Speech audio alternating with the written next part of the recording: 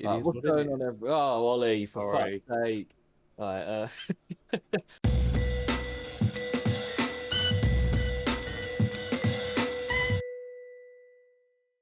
Alright, what's going on, everyone? Welcome back to the Footy Fetish with myself, Alfie, Mark Fox, Hello. Ollie Graves, Oh, and Harry Brissenden. Yo. The crew is back together for a one-off Olympic special. Woo! Yeah. it's coming Not, home. well, kind of Olympic special. It's just we're gonna basically do some football stuff, talk about some general gossip, do some transfer news at the end. But in the middle, thought we'd just have a bit of fun while the Olympics is on and do like chat about well, I guess what they call disciplines, I guess, aren't they? Olympic disciplines, I guess, is what they're called. Yeah. Like, I don't really know. Olympic sports that we think we could medal in, given 4 years of like training. Do you know what I mean? That kind of thing. What we think that we could potentially medal in. H, I don't know if you know this, but Winter Olympics is included. So if you need some more time to think about it, Expand your repertoire. But yeah, that should be quite. I thought that'd just be quite fun, us discussing what we could do. But yeah, we'll get onto that in a minute. But first of all, I guess we'll start with some general football news. It's been I guess, kind of a quiet week for football news. I don't know if it's because we're sort of in that middle spot of the transfer window right now, where teams aren't like heavily pushing to get stuff done. But yeah, I mean, the first thing on the thing is I don't know if you guys saw, but on TalkSport the other day, Charlie Austin was in, and he said that he doesn't rate Aaron Wan-Bissaka as a defender. Said he can't defend is literally word for word what he said. I understand his point about him going forward is not good, but guys, what do you reckon about Charlie Austin thinking that Aaron Wan-Bissaka is not a good defender? Yeah, I saw the video when you showed it to me yesterday, and yeah, he kind of half contradicts himself. First of all, he says he can't defend, and then they start talking about him going forward, and he starts saying, "Oh, he can't go forward." So I didn't really understand. Is he now thinking that he can't do either, and he's just an awful player in general, or has he changed his mind that he can defend but he can't go up top? But either way, he's wrong. Wan-Bissaka is a very good defender. He's very young still. He's got a lot to learn. But considering his age, and he's not been playing at United for sort of a great length of time now, it can only move forward. Really, it can only get better from here. H, you said look like you were going to say something. Well, it seems Charlie Austin's giving it off as if it is an opinion, but it's not an opinion. It's just wrong. Yeah, I know what you mean. I mean, they did beat them QPR did beat Man United in a pre-season game, 4-2, I think it was, right? Yeah. So I can understand, but like, it's Charlie Austin. Like, come on, bruv. Like, you got to be better than that. Just throwing out random stuff like this. Like, he can't defend. What do you mean he can't defend? And then the option was Kieran Trippier. Kieran Trippier is not a better defender than Aaron Wan-Bissaka. He's better going forward. Yeah. But he's not a better defender. So I don't know. I think it's just. Again, if you're going to go by pre-season, Rangers beat Real Madrid the other day 2-1. Yeah. What does pre-season mean? It doesn't mean anything. It's just you can't really take a lot of it. Yeah. Hibs beat Arsenal. Like, you know. Well, yeah, that's. Yeah. You guys drew against Charlton. Charlton, yeah, exactly. Yeah. Like, so it all comes. It all happens. Beat Watford 4-1 yesterday. Nice. But yeah, I don't know about Liverpool. Liverpool got bigger problems than pre-season, but we'll come on to that at some point. I think they drew their first 2 pre-season games, didn't they? Yeah. Nice. It's better than losing. Definitely. We haven't managed to lose in the pre-season yet, which is nice. But we've only managed to beat Walsall and Ipswich 1-0, so that's a bit concerning. But at least we didn't lose to them. But well, a lot of the big teams seem to be their pre-seasons haven't gone as planned. Some just haven't gone. No, not at all. Spurs, have they pulled out of their America one? Wasn't that? No, I can't remember. Arsenal pulled out of their American. Yeah, Arsenal had an American one. Everton's one's been cancelled. United lost 4-2. Yeah, it's QPR. Yeah. Which is so it's pre-season's jokes, man. It does mean literally nothing. But you're playing kids as well. Like, you're playing people who just haven't been tested. Right. So but it's quite funny to just like make crazy speculations based on the pre-season. Yeah, it's just always fun. Yeah. We mentioned last night, Alf, when we were talking about the Charlie Austin situation, that if you could merge Wan-Bissaka and Alexander-Arnold into one player, you'd probably have the greatest defender of all time. Yeah, Like, because what Trent can do, Aaron Wan-Bissaka can't, and vice versa, really. Trent's really good at pushing forward and whipping those balls and everything like that, but not as good with the defending side of things. And Wan-Bissaka's just the opposite, really. He's quite good with the defending side of things, but he can't really push forward and whip those balls in like Trent can.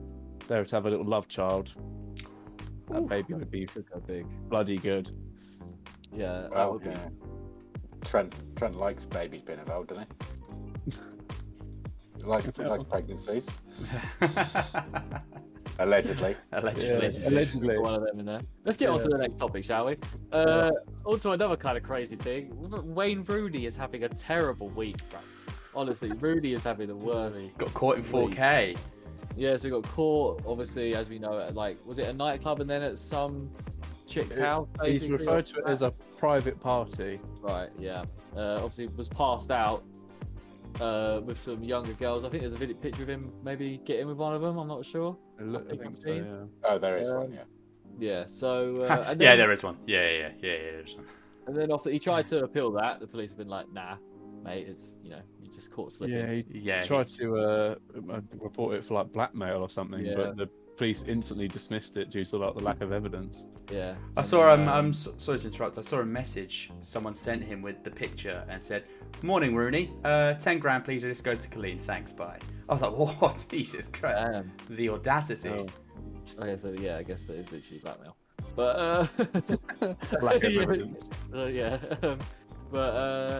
And on top of that, he injured one of his players in training with a slide tackle. He could be out for quite a little time now. So things have got going well for Rooney or Derby at the moment. I mean, no matter how bad it gets for any of us, at least we can all just be like, oh, at least we're not Derby fans, because it is not going well for that team at the moment.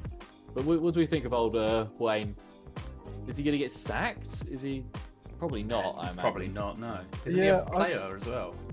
I He don't think was he's a player anymore. But yeah. He was player manager, but he's not anymore. So he's just the manager and injured one of his players in training. Slide tackle. Fabulous. You'd love to hear it. I think I'd be kind of surprised if he. Well, I can see it going either way, really. I think if he was at maybe a slightly bigger club, he'd definitely get the sack. But because it's Derby, they just think, oh well, it's Rooney, we might as well keep him. It's good enough or It whatever. fits into the story of their last few years, doesn't it? So. Yeah, but yeah, also if he doesn't get sacked or anything happens, I can also see that happening and him just cracking on and Derby doing whatever they're going to be doing this season. Yeah, I don't know. They're starting on a points deduction, aren't they? I think. I'm not 100. That might be right. I don't think that's been confirmed yet. It was talked about quite a lot, but Yeah.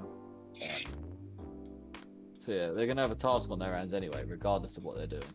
But yeah, Rooney, man. Well, I hope he just stay out of trouble, bruv. You're getting old now. There's no need to be doing this. But yeah. Anyway, on to a weird one, which I kind of it's just first I've heard of it. To be honest, I feel like it came up a couple of years ago, but I don't really know if anything happened with it. But yeah, new guidelines on limiting heading in football are coming in. Limited 10 higher force headers a week in training, and obviously in the game it's as much as you can. And they're saying this comes after a study in 2019 concluded that footballers are 3.5 times more likely to die from dementia than people in the same age in the general population. Wow. So what do you guys think about that? And like, the way they're doing it, limiting it to 10 headers a training session, all this kind of thing. It might be another VAR situation where obviously it's a clear error or whatever whatever the term is for them to define a clear and obvious error. That's it. But what do you class as a higher force header? How do you know if a header is higher force or not? What do you define that as? Maybe what the are ball's parameters being rather than the around ball that? falling on you because it reaches only can reach a certain speed if the ball's falling, rather than it being kicked at you and you sort of you're trying to knock it out of the way of your head. Maybe But then a lot of players aren't gonna. No, it's gonna happen. It's gonna be instinct. They're just gonna dive in the way because Yeah, that's what they do. I don't know. It's gonna be. I think it's gonna be a hard one to be managed. Really. definitely. That's what I mean. Yeah, with the whole higher force headers and everything like that. But if it's like within the game and stuff, if it's as many as you like and there's no parameters around it, I don't think we're going to notice it too much. I think the underlying idea is a good idea. Obviously, you don't want bad things to be happening to these players later on in life with dementia and things like that. But yeah, I think it's a little bit not far-fetched, but that's probably not the right word. But I think it could go in the wrong direction if it's not sort of monitored closely, and a lot of like these teams are doing it more frequently or more than they should do. How do you then police that? And yeah, it's a good idea in the long term, but I'm not sure if it will work exactly how they think it is. It might just restrict I it. think they're going about it the wrong way. I understand why they're doing it, but like I feel like more of the problem is people not knowing how to head properly, like players who don't do it very much, for instance. And when you guys played youth football, right, when you were a kid, played like on Saturday mornings and stuff, remember how hard some of those balls were? Yeah. Like people just whack them up, and you'd be playing with a rock one week, other weeks you'd be playing with something that's half inflated. I feel like that's more likely to cause a problem when you're going out Saturday morning, your head which is still growing, heading this absolute rock that's coming towards you in a December morning. I think that's probably the stuff that causes the long-term problems, rather than, professional football where the ball's going to be inflated to the right level and these players know how to head it properly. Yeah, it's going to be a hard one to bring in as well for people that for especially defenders that pride themselves on their heading ability, and that's what they do. Bigger, taller players. Yeah, so it's going to be. I understand the idea behind why they're doing it, and it's for a good cause, obviously, for player health and that kind of thing in past football. But yeah, I don't know. It's just a hard way to enforce it. Like 10. What are you going to do if they do more than 10? Yeah, but what centre backs going to do? Like most of their time, they're clearing, crossings. They're getting up there to get their head on the ball, and it doesn't count in games. Yeah, I mean, if you're doing drills to get these goals, you could be like, well, this is where my goals come from, is doing these drills in training. Yeah, and I could do 10 a day.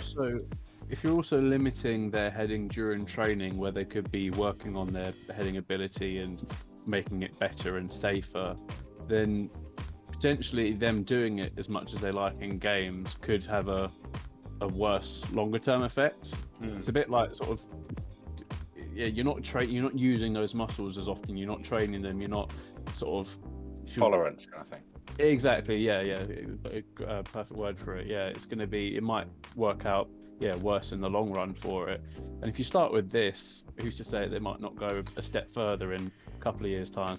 Defenders are going to be wearing helmets or something. But I don't think you'd build a tolerance to headbutting the ball, though. I don't think that's something you build a tolerance to. Oh, hey, Simon. Yeah, I think you probably would. Like with anything, your body will naturally adapt and try to sort of lessen any damage taken. So if you were to constantly sort of get punched in the arm or something, eventually you're gonna lose sort of probably nerves, and you're going to build up more of a tolerance in your arm compared to in a different arm, because it's constantly taking that sort of that damage. It's going to build up maybe a harder sort of exterior to try and that would be like scar tissue. Yeah, basically. You probably don't want that in your brain. Yeah, probably not. Well, I don't. No, not in your brain, but I think what Ollie means is like, if you're training to head properly, you're using like your neck muscles and the right parts of your legs for jumping and stuff, and it's the whole like interconnectivity. But just the body will be better prepared to deal with it. So it might lessen stress on your brain. Just to briefly explain, Simon, what we're talking about is there's a new rule that I guess maybe coming in, we don't know for sure if it's actually confirmed will be happening there. Alfie put higher force headers.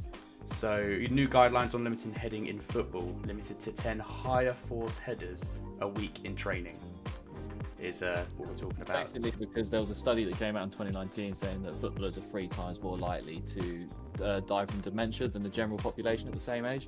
So it's just looking after. I think it's spearheaded by a few family members of ex-players that have died from dementia in football and that kind of thing. So It's been a bit of a big thing across a lot of sports over the last sort of maybe 5 or 10 years anyway. It's been massive. NFL In like, yeah, I was going to say American football, it's been massive. It's been a proper big story over the last couple of years. And I think obviously it has probably opened the eyes of a lot of these governing bodies as well for other sports to look at it and go, right, okay, well, that does also have an impact on us. Let's see how it impacts in the long run against sort of footballers if they are. Obviously, it's maybe not as sort of dangerous as other sports like American football, something where you're getting obviously knocked over and all that sort of stuff, but at the same time it is gonna, obviously long term, it is gonna have an effect on you. So it is good. I like the fact that they're taking the precautions, but I'm just not 100% sure how it's gonna impact sort of football. Yeah, it needs to be managed. It could correctly. be something that just happens and we don't even realise, and nothing sort of changes at all of face value, which I kind of hope that is the case. We don't really notice any change, but if it's going to make the players safer and they're later on in life going to improve their quality of life, then I'm all for it. Yeah. No, I'm with you, man. I'm definitely with you. It'll be interesting to see how they properly implement it once they've actually, spent more time and maybe have more discussions with football players themselves to discuss how, ways they can work around it. And I think it's for a good cause, so I'm definitely not against it. Just maybe developing the way that they do it would probably be the best way, and the way that they're going to monitor it, and like the punishments and that kind of thing. If players, go overboard, what you can do, because you can't really ban a player that's kind of long, or fining them. We've seen what fining does. Fining does nothing to these players. If you were to look at it and go, that player's been banned. Why has that player been banned? Because they did one too many headers in training. It sounds so fucking stupid, doesn't it? But I doubt it would be a ban at all. I feel like it'd be more likely to be the team and the staff that were punished. Maybe, yeah. It might be Not some the sort player of. themselves. Simon's come up with a solution already. Sorted it. Simon sorted it. Replace footballs with beach balls. Problem solved. Nice. I'm not sure Liverpool should be supporting the beach ball idea. Right, that's true. Oh, good times. But anyway, moving on from player safety to, well, I guess more player safety. Christian Erickson is set to do some more tests when resuming to Inter Milan about if he can resume his career. Obviously, I don't know what the situation is going to be like, but they have said even if things do go well, that he's going to be out for a minimum of 6 months before he can start playing football anyway. But I get why you would want to do it, because it's his career. You don't want to lose your career, and I get it. But I mean, he did. It's kind of a mad one, isn't it? Really. Do you really want to play football again? Would your family want you to play football again? I think it's one of those things where it's being a professional footballer. I can only imagine it's what he's wanted to do for his whole life, and football is everything to him. Football is life. It's what I'd say probably 95, if not more, % of the footballing world, all footballing players. That's what they've always wanted to do. It's their passion. That's what their whole life is revolved around since they're young children, is playing football, wanting to become the best, wanting to become professional. And to suddenly give that up due to something that's obviously, it just came out of nowhere. It's not like he was unhealthy or anything like that. He was unbelievably fit, because you have to be. So I think he's probably going to be torn a little bit. I think he's going to see on one side there is the potential that something might happen again, and obviously I don't want to take those risks, but if football is his life and football has been everything that he's ever wanted to do, then does he want to give up playing football and living his dream? You just got to weigh up the pros and cons, I think, and think about what would be the best sort of scenario, really. Yeah, definitely. I don't know. I personally, I think you're right with, obviously this is everything that he loves and that, but I guess now he's got family. He's got a young family as well, and it sort of gets to the point where that's more important, isn't it? And especially he's had a good career. He's just won the Serie A. Denmark did well in the Euros, despite obviously him not being there. But they would have done just as well, if not better, with him there anyway, because he was such a good player. But I mean, if he comes back, it'll be wicked, and I'll be happy to have him back, and as long as it's all right. But I think sometimes it's just a bit bigger than football, innit? Things are bigger than that, so I don't know. But obviously, regardless of, we wish a healthy recovery and everything for Christian Erickson. And then if he does come back, that would be kind of sick. be kind of sick. But Redemption arc. yeah, if it's not needed, then why do it? Do you know what I mean? Yeah. But last bit of news I have is around COVID stuff, boys. As if we haven't had enough of this stuff already. But Chelsea have basically said I don't know how many other teams have done this, or if any teams have done this at all yet. But Chelsea have said fans attending home games will need to prove they've been fully vaccinated or have an evidence of a negative lateral flow test. So, I imagine that most teams will follow suit. Yeah. Yeah. I think it will probably become more of a standard for the Premier League. If you're a Premier League club, this is what you have to adhere to if you want fans there this year. Sort of the FA or the Premier League themselves will say, you have to do this. You either say fine, we won't have any fans, or if you do have fans, you have to follow these guidelines or whatever. I'm not sure if it will be a thing where it's down to the clubs to decide. It'll probably be down to either the government as well, maybe. They've accounted for everyone. People that will have vaccinations, people that don't. So obviously, you can still show the negative lateral flow test. So if you don't have COVID, then regardless of if you have the vaccination or not, you can still come in. So I guess it's fair enough. I mean, I don't know. I saw people having a problem with it, and I was just like, well, With bloody anti-vaxxers, mate. Yeah, Doesn't surprise me. There's a lot of Chelsea fans who are like that. yeah. Simon said Yeah. clubs, not football clubs, actual clubs are doing the whole. You have to have the first vaccine to come in. Oh man, Something. yeah, that's fair enough. I don't see I get why. I don't see why you want to go clubbing personally right now, but yeah, I don't know. Fair play. I guess if you had a uni experience, being at uni throughout all of this stuff would be pretty terrible. I think the clubs now are going to be filled with all the people who've turned 18 since last March. Oh my Yeah, god! People haven't gone clubbing before. Yeah. So I'm going to give it a month or two before I go back, I think. God. I don't remember the last time I went to a club, to be I was honest. into clubbing. I went clubbing so much when I was 18, 19. By the time I was 20, I was so bored of it that I'd very rarely go clubbing. Man, last time I went clubbing was I was actually in Lincoln with Simon. I think the last club I went into was Sugar Cubes, the heavy metal. You know what? heavy That might metal have been the club.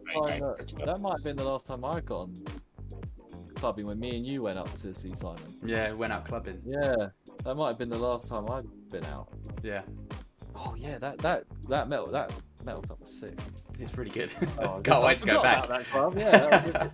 Going But back that's it. to the football, it was. I think it makes sense it's for everyone's safety at the end of the day. Obviously, we've seen over the last sort of month or so, they're calling it the pingdemic, where everyone's getting pinged by this track and trace thing. Everyone's having to isolate because obviously they are opening up the world again now, and people are being told, oh, you need to still wear a mask when you attend events and do this and that and the other, and obviously people aren't. So I think they just need to be cautious with what they do, because they're going to be one of the first things to be blamed when cases go up again, and they go, oh, well, what are football clubs when there's 50,000 plus people, or obviously less in some stadiums or whatever, but when there's thousands and tens of thousands of people in a pretty small area considering the amount of people, it's you're not going to be surprised if the cases go up and people get COVID and all that sort of stuff. But if you take these precautions, at least you can, it's like damage limitation really. You want to make sure that if there's many people as possible are being as safe as they can, instead of just sort of leaving it to them to decide. And then, as I say, there's going to be lots of scrutiny afterwards. Yeah, no, definitely. I mean, it's in a comment for Simon saying, I do like the fact I don't have to wear a mask and shop inside at the hairdressers and that. Yeah, it's fair enough. I mean, I don't know about you guys. Are you guys still wearing masks out and about in shops and all that kind of stuff? Now and then, I'm being much more mindful. If I'm going into a shop and loads of people are wearing masks, I'll just be like, I'll just put it on.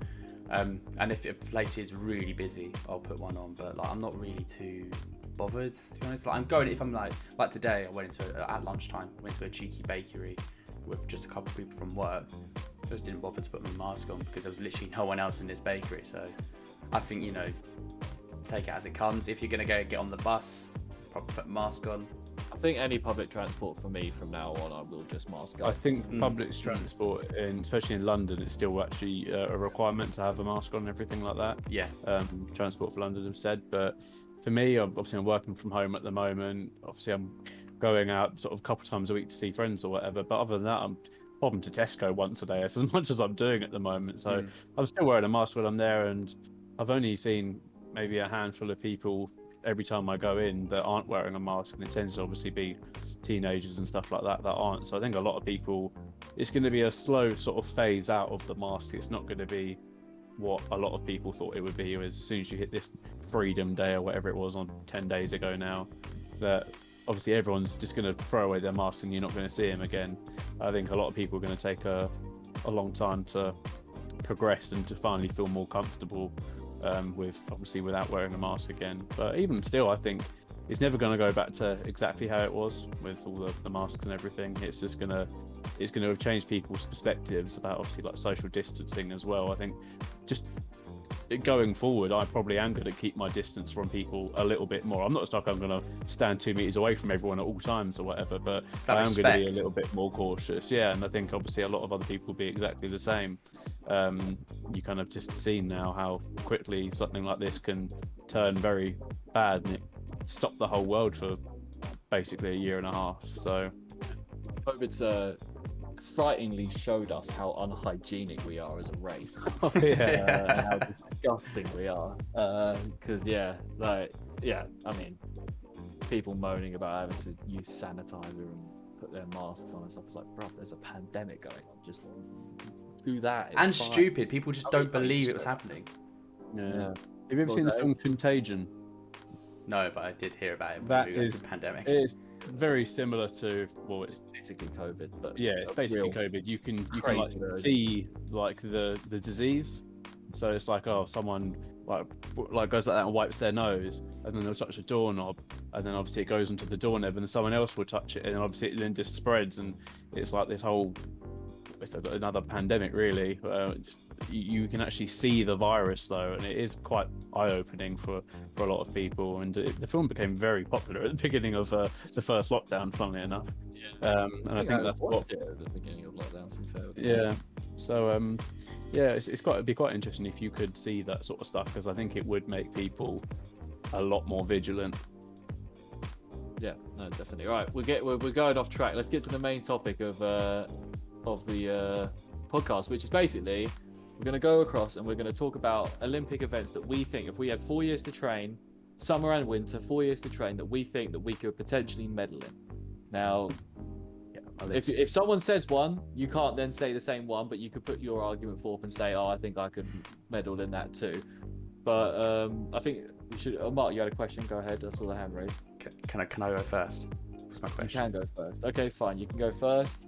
I'm going to go second because we're just taking these. So, Ollie, Ollie or Harry, whichever one of you say first, go. I don't mind, mate. There you go. Ollie's laughed and Harry's third. I've got 5 anyway. We're saying one each, right? Well, we just keep. I've got a few, man. We can just. Well, yeah. Let's do one Right. each first. Right. We can, Yeah, we'll right. do one each first and go around. Okay, Yes. okay, So, okay. Mark, start us off. Olympic sport that you think that you could medal in. So I've got Winter 4 Olympics years. I've got and 4 Summer years. You've got 4 years to 4 train years. and get like prepared for it and everything. I feel like I'm gonna knock a couple people out with this one, if not all of you. Archery. Oh, okay. I've got archery on there. Didn't think That's about great archery. now. Archery is I just obviously there's Yeah. gonna be a lot more than I realise, but I mean But doing it every day for 4 years. every day for 4 you could be like spend a Yeah. few hours every single day just shooting, and you just muscle memory will kick in after a couple of years every single day, and then it's just down to perfecting that. Basically Legolas anyway. So Yeah, exactly. I don't have terrible hand-eye coordination. Well, I see. Yeah, my work behind it is I don't actually have terrible hand-eye coordination. I'm fairly good at darts. I didn't get to show Harry my skills when we went out last time. Yet. Because COVID. Start with Yet. Harry archery. I was. Well, it's that thing to board. Massive darts. It's that thing to board. Yeah. It's just tiny, I know what tinier you mean, version. yeah. That is, darts is so much muscle memory.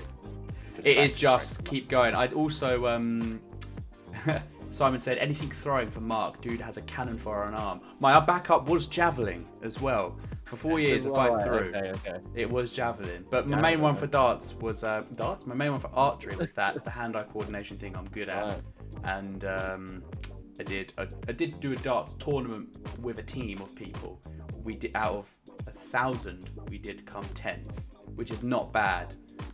like at all. I just love that your argument for why you'd be good at archery is because you're pretty okay at darts. It's just the only thing I could think of. It's the only thing I could do. A dart is about that big, and an arrow is obviously about that big. It's just the And hand-eye fact that you have to coordination. use a big bow as well. There's no wind in darts either. Yeah, It depends what pub. Right, you're there in. might be out of the players. I like it. But I should have said this probably before we started. This is like, with all due respect to Olympic athletes, like we are obviously, we are not that, and we No. respect the fact that you're in, regardless of what you do. But yeah, so They've actually gone out and done the 4 years training. yeah, exactly. I'm actually So in the Mark- Olympics so Mark's now. taken archery. I like that was a good one to take. I think I've gone for maybe the easiest one that I think maybe all four of us could potentially medal in. I think and that's handball. It's a team sport. I've gone Um, for, I like I've gone that. for a variation of handball. Okay, well, we'll go. But yeah, handball, because it's a team sport. It's not very big. Like the field or court, whatever you call it, is not very big. And I feel like with 4 years, I think I could get fit enough to play handball, and then hope that my team is also very good, and I can sort of coast on them if I don't do particularly well. Yeah. They've got to have a sub. I played it once. I'm Yeah. pretty good at it. They've got to have a sub. It's actually a really fun game. Yeah. So I think that might be the easiest one, and yeah, I think Team GB handball. Give me 4 years, I'm coming. Yeah, no, I agree. Yeah. Yeah, that's fair. Gold medal, maybe, probably Yeah. bronze. Is handball the wasn't one the we- first one on my list? Go on, Dan. But it was. I did have beach handball. Oh, yeah, that's just this. Yeah, Which exactly. is, I've got beach another handball one. as well, yeah. So just But, as we're going in between, Simon done another comment. It was a quote that apparently I said. I reckon I can hit the people there. Mark seeing someone half a mile away and actually hitting them during the first year filming of Second Chance. I don't think you two were on DFP in the first year. There was I just was. Harry was. I was an actor I on don't it. have a Oh, clue what yeah. you're on about. so in Oh, first yeah. year we just did some filming thing, Oh, right? right. We stayed at some Playton Forest for like I think it'll be 3 days maybe. Literally some random situation that I completely forgot about until Simon made that comment. We were standing pretty far away, and Mike was some distance away, pretty far. And as like I just went, I probably could throw a tennis ball at him. It was pretty far. Everyone was like, Simon, I think, argued I couldn't. And the moral of the Is this story like is I was a like, modern nailed it. retelling of the Paul Scholes Cristiano Ronaldo tree story? What? Where's that story? Right, yeah, I know what he's on about. Yeah. How far do you reckon you could throw an American football, Mark? Like I don't yards. know the exact distance. Pretty far, farther than probably what you realise. I'm just asking. I don't know. I don't know the concept of the distance. To be fair, I know, right? So at uni, do you know what was it? Where the courts were at the uni opposite, like the gym and stuff. The big white dome. Yeah. The dome. The dome. I think I could throw the width, not the length. I could throw the width of that, which is decent. That's pretty good. Yeah, pretty decent. So what? You reckon probably like 50 yards? Yeah. 60 yards? Maybe. That's I pretty good. don't know the distance in it. It's pretty good. But yeah, no, fair enough. Harry, sorry, we're going off track again as we always do. Love Harry, it. what your third one, mate? What do you reckon? Not gonna lie, you saying handball threw me off a bit. I didn't expect anyone else to pick it, but Oh, that was my first. And also, when you said earlier, it does include Winter Olympic sports. I was like, oh yeah, I quickly checked Winter Olympics. Looked at them and realised like, I don't have a clue how to do any of those. No. I've never gone Exactly skiing what I or thought. snowboarding or anything. I'm like, what am I looking at? There's one that stuck out for me. Yeah. Now I don't want to. I'll say it at the end. I'll I say it at think, the end. I think badminton. I don't think it's that Oh, hard. I great. refuse to accept that it's that hard. No, it's not. It's not. Me and my sister used to tear it up at Centre Parks. When we used to Yeah. go Yes. back in Love the- when we that. were kids. I used to Balance, go on a Friday night with my mum and stepdad when I was like 6 or 7 years ago, probably. Nice. That's still yeah. far too old to be doing that on my Friday nights. Yeah, you're like 18. Yeah. Well, It Yeah. is what it is. nice. Look, insight into all these late teenagers there. Badminton on Friday nights with the fam. But yeah, badminton, I rate it. Are you good at badminton already? I'm alright, badminton. Yeah. I'm alright. It's a good Yeah. starting point. For someone who plays once a year. Yeah, More than feel I- if more you've than got me. doubles as well. Then you got a teammate who could be sick as well. That could always help. You got to think about the team situation. I could even be reserve on the bench. Yeah, They all these just really good. these team sports need a sub. That Be them will not come on. Yeah. There's that guy who we won the relay swimming in it. Our Yeah. boys won relay swimming gold. There's a guy that only did the prelims. He didn't even race in the final. We got the gold medal. So that could be one of us. But swimming, I've not put in it because I'm actually terrible at swimming. But Ollie, what have we got for you, man? Archery. So we got handball, which includes beach handball, 'cause it's just handball. We've got archery and we've got Badminton. badminton out of the way. So, My badminton. 2 of mine have been taken. Oh, I've still got a couple more. Baseball / softball. Oh, okay. That's not Because bad. I used to tear it up playing like rounders and softball when I was at secondary school and that. One of those things that whenever sort of certain people used to step up, some of the fielders used to take a step back. That's me, mate. Oh yeah, Such a yeah, good yeah. feeling, man. That's the ultimate Such a good swing your feeling. dick around. Yeah. Roll up, swinging the bat round like that. Like, come on.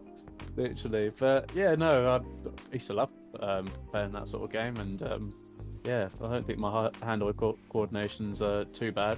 4 years training, mate, I'll be in the MLB as well. 100%. Yeah. Exactly. I was back in the day. I was the cunt in rounders who would go outfield really far, catch those balls and launch them back. Oh, that's fun. That's better fielding. Yeah, fielding was great. I loved fielding. Everyone hated it. That's good fun, yeah. So okay, I like that. So we got another one. What was that one again? It's just gone out of my head. Baseball / Baseball, softball. softball. Yeah. Yeah. Simon asked us, beach volleyball Olympic sport. Yeah. Yeah. Yeah. Yeah, it is. So if you think beach volleyball, Simon, I think I mean I would definitely. I'm bad at volleyball. I'd watch. I'm not gonna lie, think volleyball is a stupid game. I think so too. H. Why are you hitting it like that? Do you hit it like that? It angers or me. is it like that. No, it's like that with your It angers thumb. me. That. It's horrible. Why It's you get horrible. 3 times? Yeah. Go straight back. Yeah. It's only cool Yeah, when dogs unexpected. play it. Simon loves volleyball. Oh, sorry, Simon, but it's Sorry. only cool when dogs play it. So, that's the only time it's Dog cool. volleyball, I would watch that. Yeah, but These okay. more so- animal Olympics. Humans have to deal with their noses as well. Yeah, exactly. Actually, that would be kind of sick if volleyball you could only use your head. It should be like Then this, I'd actually probably watch it. That'd be kind of sick. yeah, but then there's gonna be new guidelines. And you have 10 a game and all that stuff. And it'd be funny Circles with the round. nose Circles because round. all the players would leave the game with just blood pouring out of their nose every game. Oh, Just I'll get be really alright. YouTube I've got a bit of videos. cushioning on that front. Yeah, we just get a good YouTube videos of people just getting smacked in the face with balls. It'd be fantastic. Be careful what you type though. imagine the compilations. Yeah, Brilliant. but all right, round 2 of draft or whatever should we say? Oh, round Yeah. 2. Put them out of the way. Mark, have you got another one? For I us? do. I do. Okay. This is Olympic sport. Kind of threw me off guard because I thought we were just saying one, but thankfully I had 2. Curling. Oh, It was going to be on curling. mine, but I thought, you know what? I was like, it's probably a lot harder than it actually looks. I'd be the guy with the brush. I wouldn't. No, I'd just. That's just just push it. Shout. Just let it go, and then be like, I argue with the brush. the heroes are the guys with the brooms. Just Yeah, I was gonna saying. say, how much work do you actually have to do as the guy that lets go of it?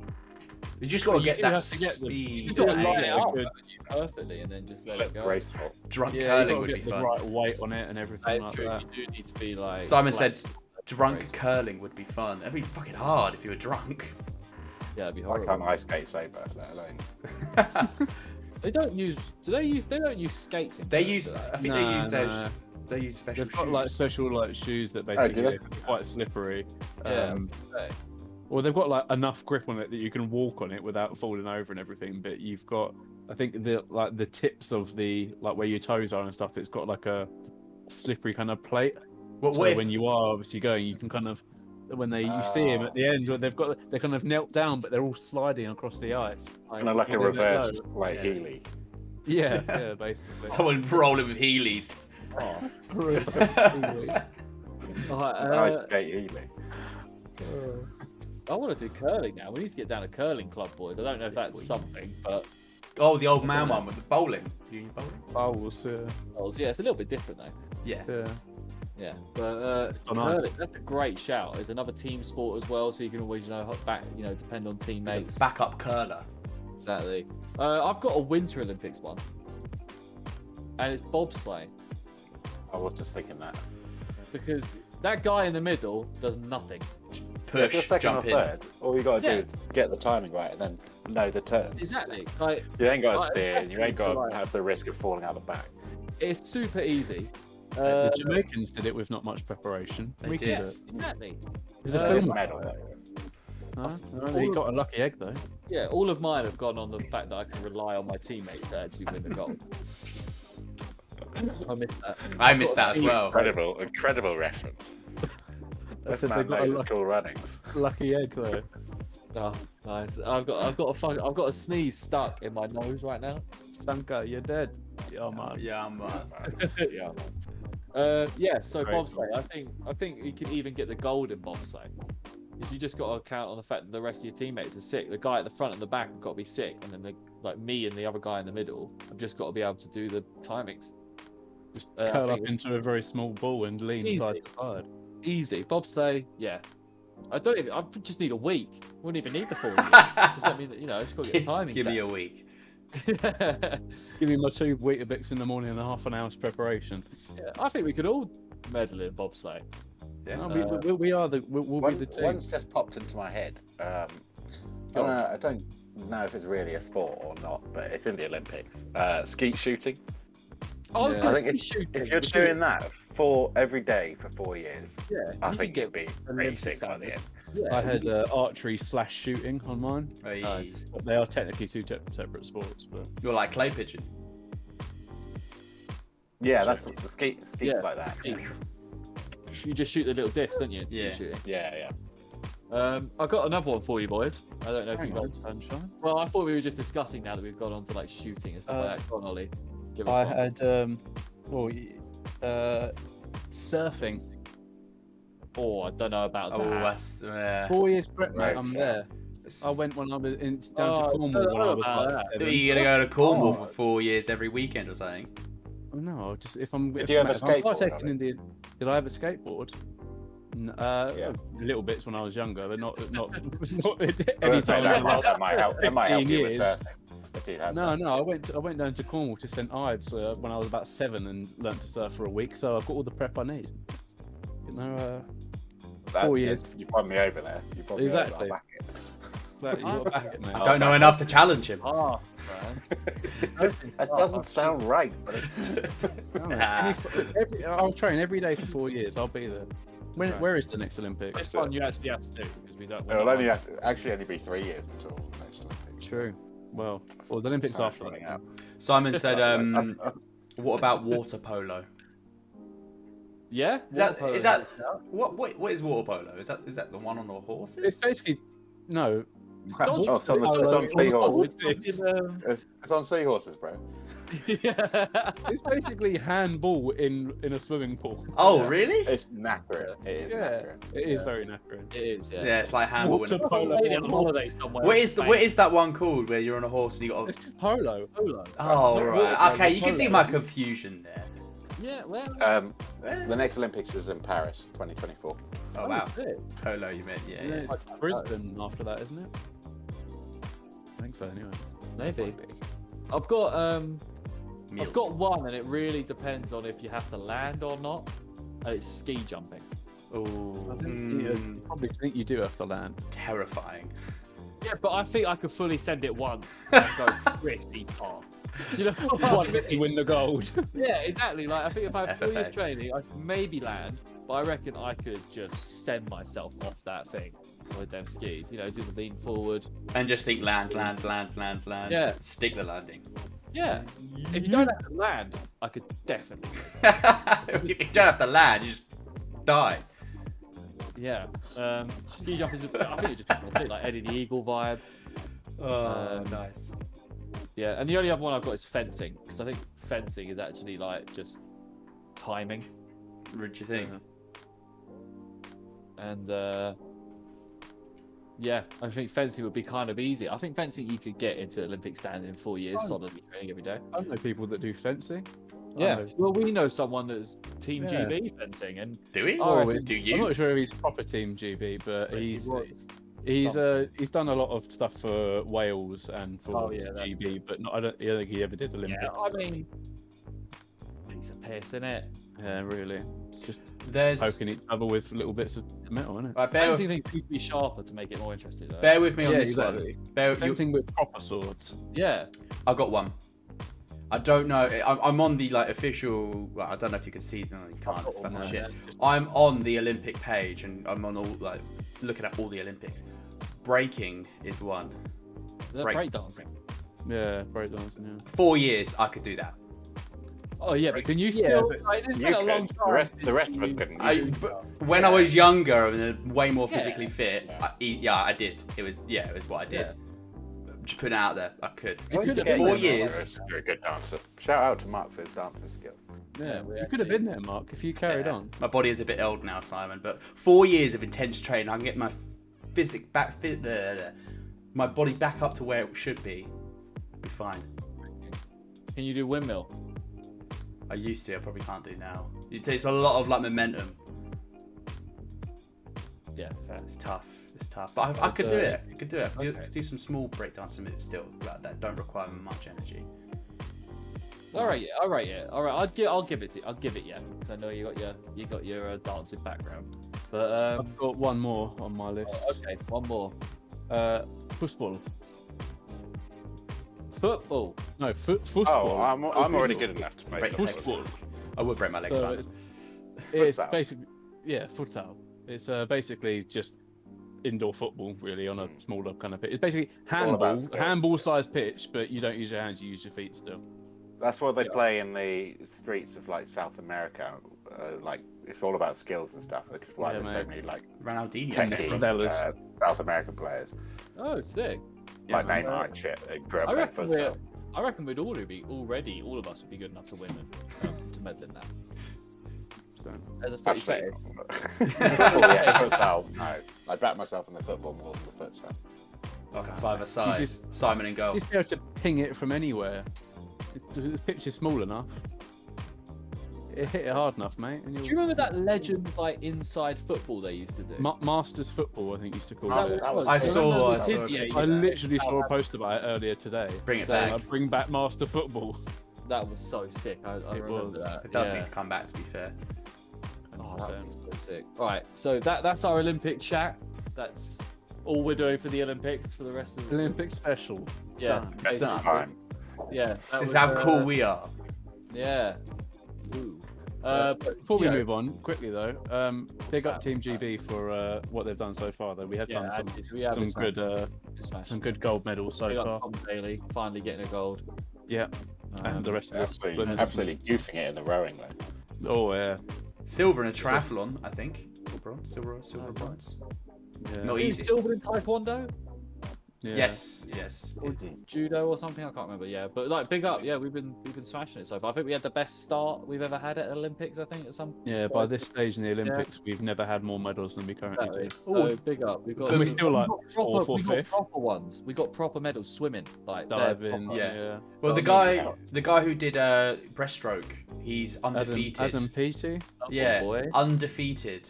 He's got the top 10 like record times for doing that. He was He chasing has his all own top world 10 record. times. Yeah, That's he was like chasing. video game leaderboard shit. Yeah. Yeah, 100%. But yeah, Simon Big up Team said. GB. Simon said USA is always on top. They said way too many people. # cheating. Yeah, it's very- are they on top? Or China not top? Or I think China were top, weren't they? Can I Something also I'd like to quickly say, how are Russia actually being punished by this whole ROC they're not- thing?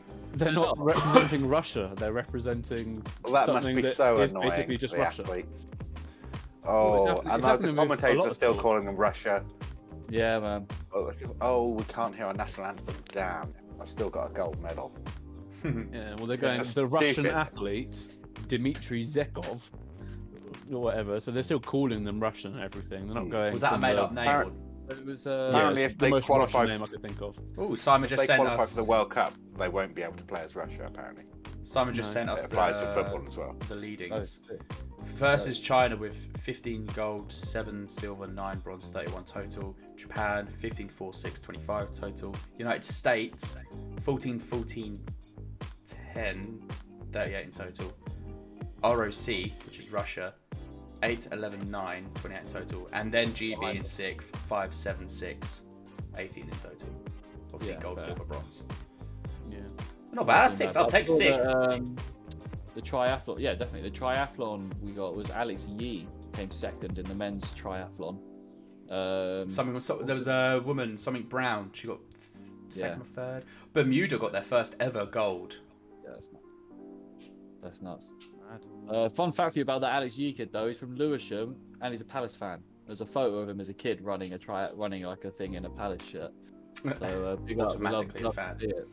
Yeah, so Harry Kane used to Palace wear an have got an Arsenal shirt. Olympic- Palace have got an Olympic silver this summer. That's You reckon Alex Yee is going to play for Brighton soon? oh, Yeah, 100%. we've got an Olympic silver, boys. I don't see, Palace. We got Olympic silver. We'll are. Should we have a look at the rest of the athletes that have won gold and see who they support? Most of them from Leeds. Man United, So I'm Man assuming United. Leeds, at the moment. Simon asks, who do we think's in last place? Starts with an S. Suriname. What? Jesus Christ. Is it Suriname? I don't know. Oh, I was going to say, because of course, Sudan. Hayes would know that. San Marino. San Marino's Ooh, always yeah. going to get last at anything they do. Oh, I'm not- Every time we play them at football, it's like 9-0. Anytime they play Why anyone do at I football. swear we always end up in that group. Yeah, always. They must want to play like a different big team for a change. No, it's confidence boosting for the England team. One result we're guaranteed every single time we play. I want to play like Andorra or We something. play Kosovo They're all doing the time, something. so- Yeah. But yeah, it's happening with a lot of sports with this whole Russian thing as well. Like F1, Yeah, of course. Nikita Mazepin is under RAF, as opposed to Russia. Doesn't have a flag next to his name or anything. If he was to ever get on the podium or win a race, there would be no Russian national anthem. But he's currently driving for Haas, so that's not going to Play happen. Rah Rah Rasputin instead. Right, should we get on to transfer news, boys? Yeah. Let's do it. Exciting. Well, it's not exciting stuff. There's not much shit going on nowadays at the moment, boys. We hit that lull of like late July where there's not a lot going on in most sports. To be honest, it's a bit of a dry time for sports. July. I said at the end of last week's episode, I was like, next week's going to be a lot more interesting for transfers. I reckon a lot's going to happen within the next week. And that's Nothing. the kind of insight we get. Poor when Yeah. Podcast. Love it. But we'll start with your boys, Ollie, because it's just always fun, isn't it? Obviously, I keep drilling on about this. Last time we talked about it, because it's basically done. Ben White signed. He's had his medical done yesterday. It's not been officially announced, but he is an Arsenal player. Yeah, the medical was done. No issues with it. It's just taking the pictures of him in the new kit and announcing it. Really. So that's good. Be 50 good to million, look forward a to lot of seeing money, him. but Yeah. got to be done. Well, it's either we bring in Ben White or we're starting Rob Holding next to Gabriel all season. Ben White and Gabriel's not a bad little duo at centre back. Yeah, I know. That's what I mean. That's why I'm glad we're getting Ben White in and think not you got- keeping Rob Holding. Still got Hector Bella in it right back. Yeah. I am glad that Rob Holding's finally decided to shave his head though, because his head's been receding for a long time. Yeah, he's not good, is he? But more interestingly for Arsenal, they are interested in Lautaro Martinez from Inter Milan. Obviously, but they want like 90-something million euros, which is about roughly gets like 77 million pounds, I think, or something is what they want for him. Bellerin could be part of the deal, but you're still gonna have to cough up like 50 million Yeah, on top of Bellerin to get him. So I don't personally see it happening. I don't think we should go for it. I think we still need to get rid of Bellerin. I think we should just sell Bellerin. But yeah, I don't really see the point in getting sort of spending that sort of amount of money to bring Martinez in. He is a really good player, and the only, but I guess the only way I can see that happening is if you sell Lacazette, which you definitely Yeah. should do. Well, we're listening to Office for Lacazette, but that's the thing. He's into his last year of contract now. There aren't any. So it's basically we get rid of him this summer, or we probably risk losing him for free next summer. Yeah. Which is probably what's going to happen, isn't it? Losing Arsenal doing Arsenal things. At least we're consistent. Yeah, refuse to sell players, no matter the cost. Yeah, But, exactly. but that's about it for Arsenal, like proper stuff. There was obviously the James Maddison, but that's just been, I think, interest talks, but they want crazy money for him as well. Yeah, between 60 to 70 mil. Arsenal just won't do. We know this already. Well, I think that's why we're trying to incorporate someone like Maitland-Niles into the deal or something like that, which try and soften the blow on the transfer budget. But yeah, Yeah, it's not I really. don't know. It's just a bit. We'll see. We'll see what happens. I expect you will make a few more transfers before the season. Probably maybe one or two more. Yeah, But- we're linked with a couple of people at the moment, but nothing of much seriousness. It seems like the Xhaka deal is still on the cards. Apparently, they're just still in discussion about the fee. With who? Sorry. Roma, I think. Yeah. Right. Okay. But yeah, that's about it really for Arsenal. Hopefully we will see some more developments coming soon. Man United's getting a little bit more interesting, I guess. Varane is basically done. 35 million plus add-ons, which is crazy business. They've smashed it this summer. Yeah, I think his medical's done and everything like that. I think it just needs to be announced properly with like shirt and everything, and then we're good. Which is that back four. Well, Charlie Austin wouldn't think so, but that's probably one of the best back fours in the Premier League right now. With Shaw, Maguire, Varane, and Wan-Bissaka / Trippier, depending on if he comes in. I know that Trippier wants that move, so it'd be interesting to see if they can get that done. Obviously, I don't know if you guys seen, but PSG have said that they are looking to move for Paul Pogba. 60 million is what Man United would want for him. Obviously, you're taking a hit on the investment that you got in him, but you're going to do that if you're paying 80 million initially for him, aren't you? Yeah. Pogba, yeah, United are expecting a deal from PSG, offer from PSG to come in before the window closes. What do you guys think about that, Pogba? I wouldn't mind seeing Pogba go. Seen Van der Beek come in and see what he can do. Seen pictures of Pogba on social media, him FaceTiming Varane, and there's been memes of Pogba teaching Varane all the celebrations through FaceTime until the announcement's made and stuff for next season. But I was thinking about it, I was a bit like, well, they're making these sort of jokes, but what happens if Pogba then does go to PSG? It'd be a stupid move from Pogba to leave United now. Yeah. I would love for him to go purely so I can stop listening to pundits talk about that. Oh, but he's so good for France. Yeah. For United, every time he does something good, and then the rest of the time being like, oh, they need him to show up more. It's been what, 5 years of that now. Get it done with. Yeah. Get him off to PSG, and then only hear about him in the Champions. Be quite happy. I just think it's a stupid idea for Pogba to go now. Yeah. He's been at United this long, and now they've just signed Varane and Sancho, and probably going to sign another good player. You can't leave now. This is the best you're ever. This is the best you've been. Since I you've want been him there. to You've go. been waiting for. I want him Yeah. to go just because I think he's mugged United off over the last sort of probably 2 years. So I do want him to go, and then United become good, because that would be really funny, and PSG continue to do their Farmers League shit. I would love that. I'd love it. Yeah. Yeah. I think United have been bad long enough now where I don't care if they become good again. Yeah, I kind of difference between- want United to come good. I now I support don't. United in Manchester derbies. Yeah, Never me too. used to. 100%. But yeah, I mean, it's interesting. We'll see what happens. I would quite like to see Pogba go and then bring in someone else, because their pull power, I think, now is going to be even better. They seem to have sort of figured out their transfer policy from what was shocking, up in the mid to 2010s, I guess you could say. Their transfer policy has been terrible. Looks to have sort of figured itself out, I think, now. But yeah, we'll see. I mean, United are going to be good regardless if Pogba's there or not, I think, this season. Yeah, they Should put be. together a little special team. Solskjaer's still coming into his own as a manager. Yeah, He's grown a lot. yeah, he's a good. People have been really slating him online at the moment, saying that he's the reason they won't win anything. And it's like, bro, he's put this team together. the players obviously like him, and that does mean a lot. We've seen what happened, how far that can take you with the England team. You know, as long as you like the manager and get on and you understand, you respect him, that goes a long way. And he's not a bad coach, you know. I mean, maybe he lacks a bit of tactical nous here and there, where, you know, like being able to change on the fly and that kind of He'll thing. pick Maybe that he up lacks as he goes, though. That'll Exactly. come, yeah, that'll come. Exactly, that'll come, and he's a very much a manager that wants the best for United, and not himself in a way, if you know what I mean.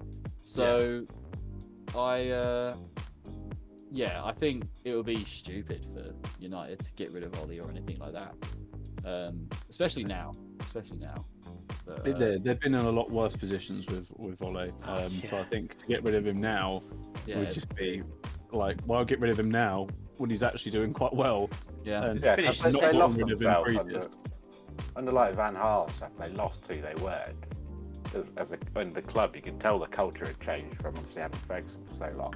Oh, definitely. And now Ollie's bringing that back with, like, you know, players like Rashford and Greenwood, McTominay, people like Signing that. big names. It's showing in their results as well. And the fans seem to be a lot happier as well, rightly so. Definitely. Yeah, I mean, looking at this season, they've got a strong team. I know they're still not happy with the Glazers in total, but you know, they were investing in the club, man. They're buying good players. They're going to be in it. I really do think United are going to be in it this year. They probably won't. I don't think they'll win the Premier League this year, but I think they'll be right in it till the end. But yeah, moving on to another team that'll be right in it till the end, or are moving mad in the transfer market, is Chelsea. They look to be basically signing Jules Koundé from Sevilla. He's a very good young centre-back.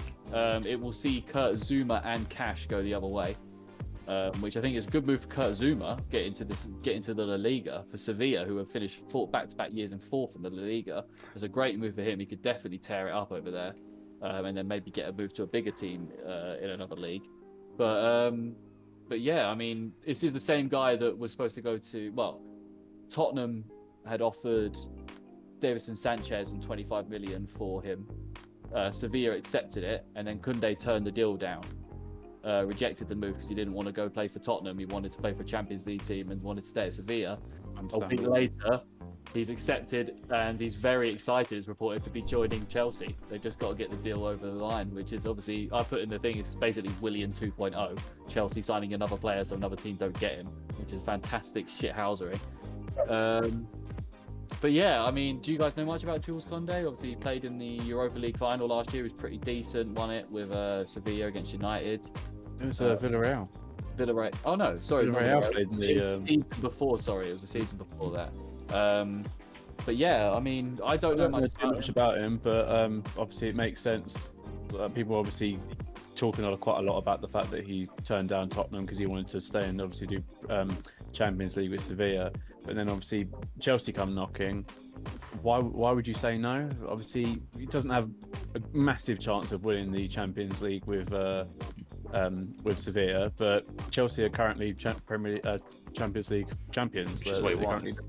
Exactly. So he's got a lot better of a chance of winning it at Chelsea than staying at Sevilla, and obviously or going to Tottenham and not being in the Champions League at all. So it makes perfect sense. I don't think he deserves some of the criticism that people are that I've seen online over the last sort of day or two about it. But yeah, it's kind of an odd one because I was expecting the fact that they've just sold obviously Gay to us. They sold getting rid of Zuma. They also got rid of Brian Gill. No, that's the guy that's come to Tottenham. Yeah. I'm talking about Chelsea. Sorry, that people got Chelsea with Mark Gay, Kurt Zuma. They got rid of another defender as well, like Tomori, to AC Milan. And I thought, okay, that makes sense to me because I thought they were just building money to put forward for Haaland. But then I guess they're not. They're using that money to then fund buying another centre back. But you've got 3 young, talented centre backs already in your team that you've just sold. So it's it's a weird one. But I guess if he's really that good, then it's worth it, right? Yeah. I mean, it's going to be like 80 million, I think, effectively, the deal. Jesus. Altogether for him.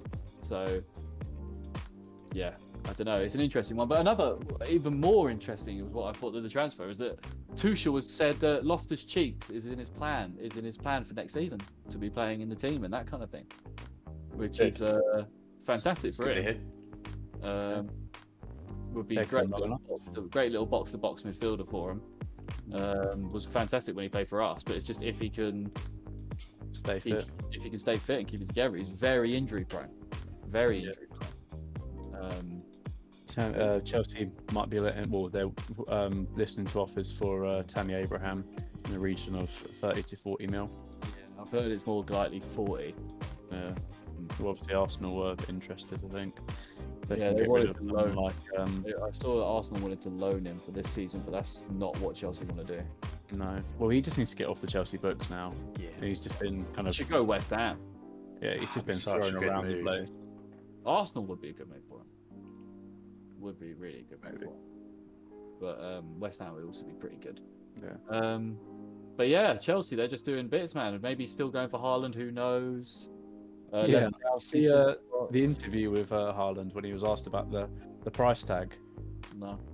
They asked him about the £175 million price tag for him. And he said, "I hope that's not. I hope these are only rumours because 175 million is a lot for a player." So he's obviously doesn't believe that he's worth that.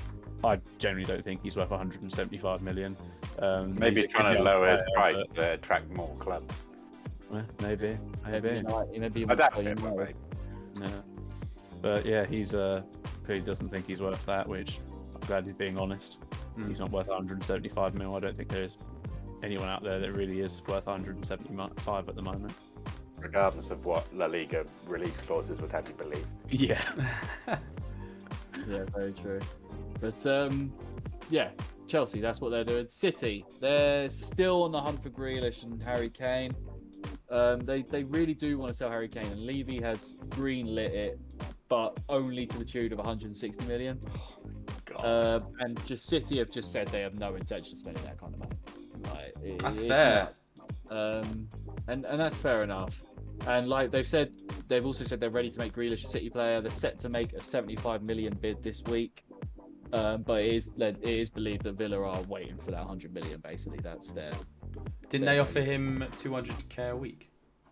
I've heard that they have offered him a contract of 200k a week, but then obviously if you're going to City, it's going to be more looking like you're probably looking towards 3. Well, Harry Kane is supposedly going to be offered 400 grand a week, so I imagine Jack Grealish will be offered quite a bit of money, like, you know, as well. But yeah, I don't know, man. But these two things, it's just believe it when you see it, really, innit? Because yeah, it could happen just as easy as it could happen. It's even more greater that it's not going to happen. Yeah. For both. Like, realistically, I mean, the one I could see Grealish going over Harry Kane, which is 160 million, is just insane. Yeah, they're not going to do that.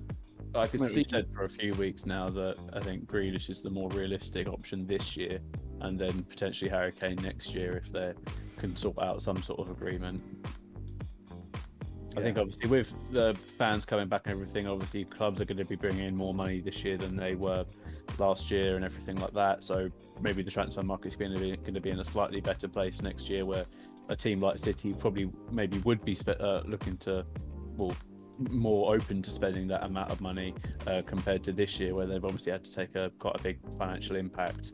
Well, as is every team, but yeah, obviously, hopefully they're probably going to try and drive that price down a bit. With Harry Kane, will have a year less on his contract than he does this year. So yeah, I think Grealish this summer, Harry Kane next summer. Yeah, man, definitely. I think it'll be interesting to see what happens. But to be honest, I'd rather they didn't, because that's just going to make the league even worse for everyone else trying to win. Do you know what I mean? I'd rather just have. I mean, Harry Kane, I don't mind one of them going. I just don't want both of them to go. That'd be a fucking nightmare. But yeah, I mean, more importantly right now is what we all talk about is Liverpool, bro. Because you guys have got a few players going out the door, some contracts to extend, and you're doing nothing really at the moment. Mate, it's just one of those things. No, I haven't really seen anything happen, and I'll wait to see something happen first. And if good or bad, it could be right official. We're not giving Henderson a contract, and I'll go, for fuck's sake. That's when I'll go, for fuck's sake. Rob, your situation is bad though, really. Like, it is quite. Because you got all these players that you got Mane, Salah, all these players that you need to extend their contracts in. Trent, I think these players you've got to extend, right? Or Trent might have a long-term deal actually. I don't. I think no. It's one of Trent. them two, I think can't remember. Trent and Robbo signed longer contracts. Right. I think. But anyway, you've got a few players, obviously, Yeah. looking like Jordan Henderson's going to go. It's looking like Oxlade Chamberlain's going to go this year. Looks like Shaqiri's going to go this year. Don't mind Shaq. Shaq can. Yeah, Shaq can go. Divock Origi might go this year. I don't mind Divock Origi going, but I would still not be mad if we got him for, like the rest of his career, basically. Yeah, you still got to replace Genie. You got your backline's fine. You got Firmino, who's getting older. You probably can't sell him. I'm more annoyed that like I'm seeing all these big teams make these like go for these big names, and we're just not looking at these big names, and we are one of the biggest clubs up there. You haven't got money, bro. Like, Your finances are fucked. You've got no money, boy. You have to sell to buy. I know we've got too much on. You literally have to sell to buy. So that's why I don't know, brother. If things don't go well, you guys could just become like the next Arsenal, the next Tottenham. Join us. Join us. I genuinely could. I don't know, like there's these clubs. I'd love it so I know, like much. Liverpool fans have been going on about Mbappe. That is never happening. I know. You couldn't afford his wages, which is crazy. Like it's just one of those things. They need to seal down. Shit. That's my problem as well. FSG need to. They don't care. Sort it out.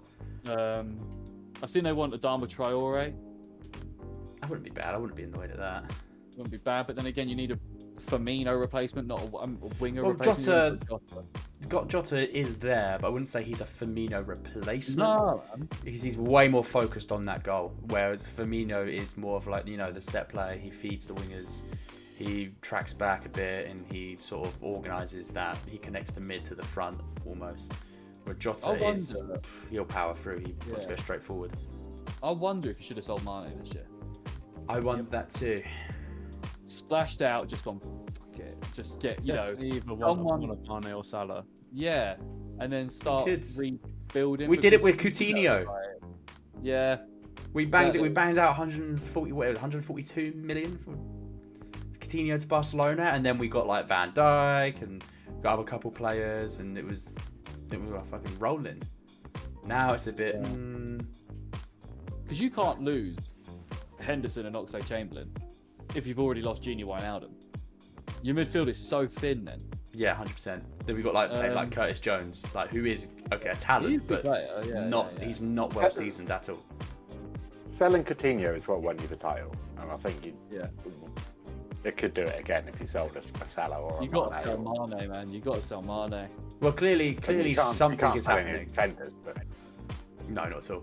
Well, clearly something is happening behind doors, and to be honest, like I'm not focusing too much until I know something will happen, because there's just so much speculation, so much like if buts and maybes that would just make me think the wrong thing. So for now, it's like, I'll wait and see what actually happens, and then I'll be pissed off, or then I'll be happy. Who knows? I am. If I was a Liverpool fan, I would be kind of worried. I am kind of worried, but at the same time, like I don't know what's actually going to happen. So we're just gotta wait and see with that situation until we haven't really done much, but which is worrying. But at the same time, not a lot has happened to inhibit our performance as well. We still got the same players. We just haven't got Genie. Well, yeah, but you also have these players that are running out of contracts ASAP, and a lot of them aren't. Like, you got players like Firmino that you couldn't sell to make money. Probably not, no. Like, and if you were going to do that, you should have done that probably a couple of years ago. Like, you haven't. What was so impressive about Liverpool was getting good players like your Suarez's and your Coutinho's, having them for good years, building a reputation for players that want to come play, then selling them off for a boatload to then be able to reinvest back into the team. But because you've won the Premier League and the Champions League, FFG has just stopped that cycle that leads to continuous. It was working in terms of that growth as well. You see Chelsea and you see City; they just turn over players like it's nothing. Do you know what I mean? That's how you stay winning. And you see Chelsea and City are the two most winning teams of the last decade, English teams of the last decade, and I think FSG have just rested on their laurels a bit, and they've just gotten a bit lazy, maybe because the recruitment's not there. Too comfortable winning. Yeah, there's so many players. Like, how are Liverpool not in the bit? Like, I know it's not, but like even in the 35 million for Varane. I'm sorry, but that's crazy. I mean, like you got like players like Andre Silva from AC Milan, who had a great year last year. Went to, I can't remember who he's gone to, but for 19 million. All I'm seeing is like random Facebook links, like, oh, Liverpool have inquired about such and such. I'm like, who? You guys definitely, I'm sure, there's no excuse for why Liverpool have not jumped on the fact that Real Madrid, Barcelona, and Juventus are hurting money-wise right now and need to sell players. Yeah, I don't get it either. Liverpool have not jumped on that. I guarantee if you had called Real Madrid about like Vinicius Jr. or someone like that, you could have intrigued them with something. 100%, because they've got to move player money swap or something. Yeah, exactly. And it's just, they just haven't done it. They've just been stagnant. Relying Just felt on stagnant. what they have, Yeah, and it is annoying that we haven't put we haven't done something. Like we've done like simple deals like John McGinn and Jared Bowen. Like, come on, they're decent players, but they're not big names. They're not your Sanchos. Like, do you know what I mean? They're not Varane. They're like not your Kai Havertz. You know what I mean? No. They're not these players that cost the big that actually are game premium players at this, and they're not premium. We haven't done anything with premium players, and I think if you're it's like a throwback to the days when Liverpool were signing, Paul Konchesky and Charlie Adam, Andy Carroll, Ricky Lambert. Ricky Lambert, Adam Lallana. Although Lallana was actually quite good. Lallana was decent, yeah, but I think he was underrated. Player. I think he came and went quite quickly, Lallana, in terms of his prime. He got an injury that sort of knocked him on his ass. Yeah. But it's just. Anyway, it's worrying. It's very worrying. Liverpool's interesting because there's nothing. It's the problem. Like there's nothing going on, so it's a bit like, what the fuck is happening? So Join us that's why I'm a bit like, night. I'll wait until something happens. But it'll be interesting to see what happens. It really will be. I think this next season will be very good. I think. I feel like we say that every single year. And then City just dominate, and everyone else just does whatever. One of those big four, just flops, and one team gets away with it. Like it will be one. I was saying this to Ollie. It will be one of Chelsea, United, City, and Liverpool will flop this season and will not do as well as they should have. It just happens Liverpool. Could be. It was kind of them last year. Almost. We finished third. I'm just out of those four, I think it was. Considering like the expectation they had.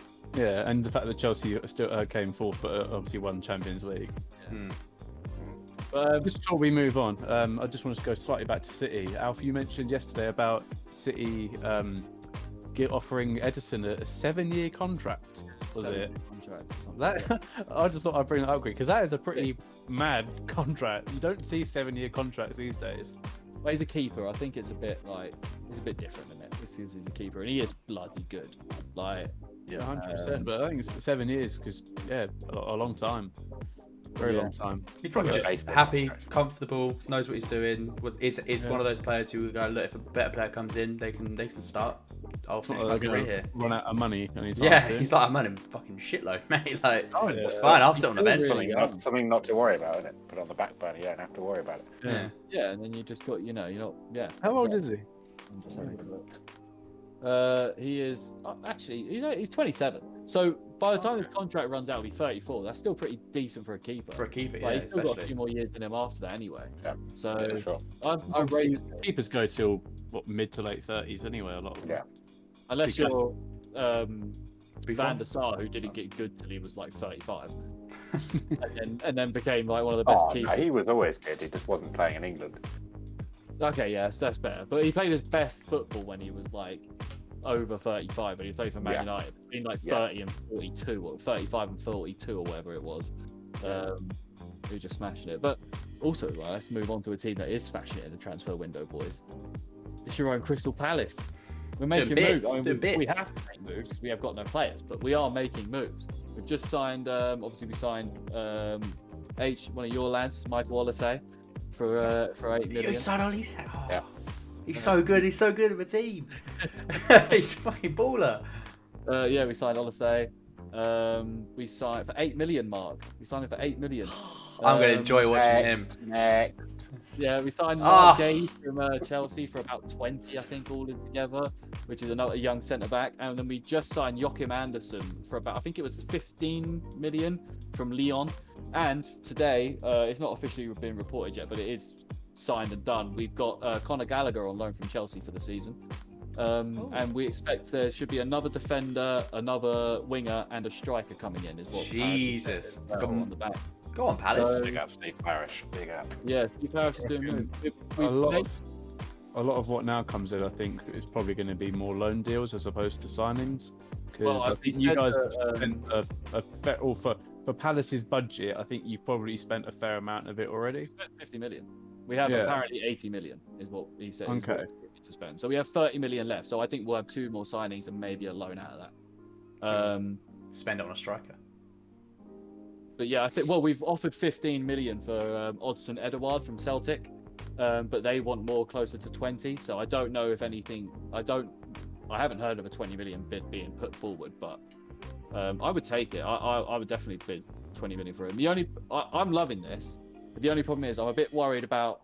We still have very experienced players in this team that have been for the team for a long time as like the spine of the team, but I still am a little bit worried about bringing a lot of fresh faces that don't have a long time to get adjusted together that then are thrown into the Premier League, especially our first 5 matches. I think in our first 5 matches we played Chelsea, Arsenal and Liverpool, I want to say, in our first 5.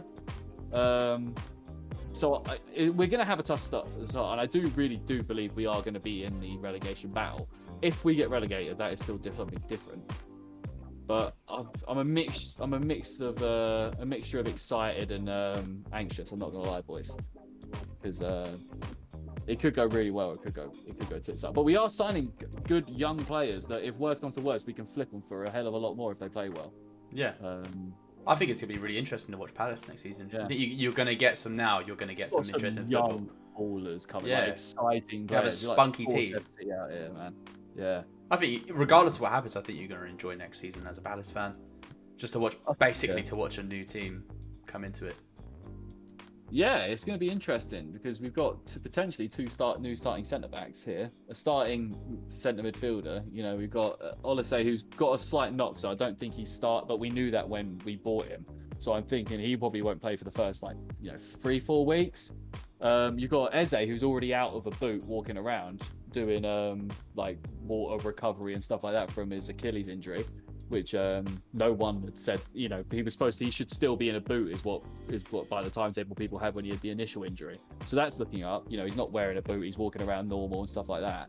So that's looking up. Hopefully he could be back by Christmas. So I love that it's gone from Eze not being out from the whole season to Eze back by Christmas. Oh yeah, but that's how it always goes with these injuries, isn't it? Assume the worst. Yeah, especially Achilles injuries and stuff like that. But Well, when did he get injured? it was in it was training. I think it was in training before the Arsenal game. When was that? Sorry. One of the last games of the season. Oh, okay. But yeah, I people overplay injuries all the time and that kind of thing, and with recovery and sports science. Now, you remember ACL tears used to be the worst thing that could ever happen to an athlete. Now they could get over them in within a season and get back playing. Do you know what I mean? With recovery in sports, the way it's gone, it's getting so much better, and players are recovering so much quicker from injuries. So hopefully we'll see Eze out there ASAP. Basically, that'd be good. But that's it. That's all I've got for transfer news, because there's not much going on, boys. So that is This time next week. this time next week. Well, that's the end of the show, because we are done. We've got through our news. We've got through our Olympic stuff. We are, watch out for us in 3 years' time. We will be at the Olympics, either in the bobsleigh, the handball, the archery, or a throwing. All of the above. Breakdancing. See Mark breakdancing. Yeah. So just keep an eye out. You might see us there. So. But thanks for watching, everybody. Make sure to like, subscribe, follow. We know we're on Spotify, Instagram, YouTube, Apple Music, Facebook. We're everywhere. All of that. Footy Fetish or Footy Fetish podcast. And just, give us a follow. Watch our stuff. Download stuff. Why not? We're good entertainment while you're doing basically nothing. But, we'll see you next week. We'll see you next week for an episode. Not 100% sure what we're doing yet, but we will be doing an episode next week. So take it easy, everyone, and thanks for joining me today, boys. Bye. No worries.